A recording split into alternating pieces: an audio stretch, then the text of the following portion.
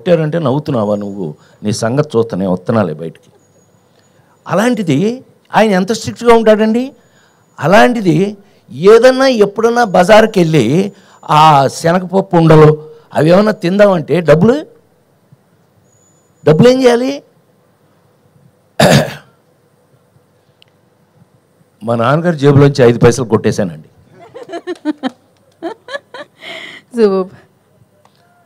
Let's frankly agree. ఈ విషయం ఇంతవరకు బహుశా తెలిసే అవకాశం లేదు. సో చిన్నప్పుడు అలాంటివి అసలు వీటికంటే మరి ముఖ్యంగా ఏంటంటే, మా ఇంట్లో 4 బ్రదర్సు 2 సిస్టర్స్ అయితే అందరిలోనూ మా నాన్నగారి దగ్గర ఎక్కువ దెబ్బలు తింది నేనే.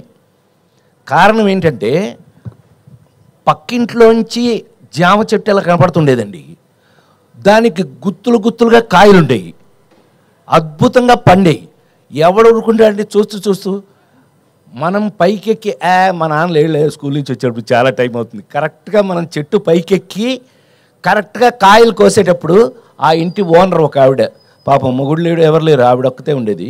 ఆవిడ వచ్చి కింద కర్రచ్చుకుని ఉంచునేది. మా నాన్న వచ్చేదాకా నుంచుని మా నాన్నగారు రాగానే చూడండి మీ వాడని చెప్పేది.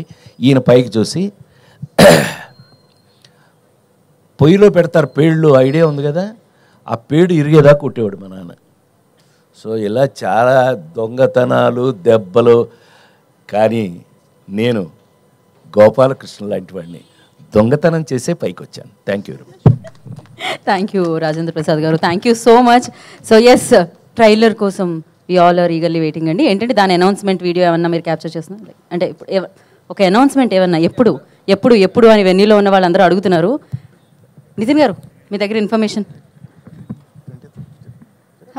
చెప్పండి. డైరెక్టర్ గారికి ఇచ్చారు ఆ బాధ్యత. అందరూ కలిసి చెప్తున్నారా?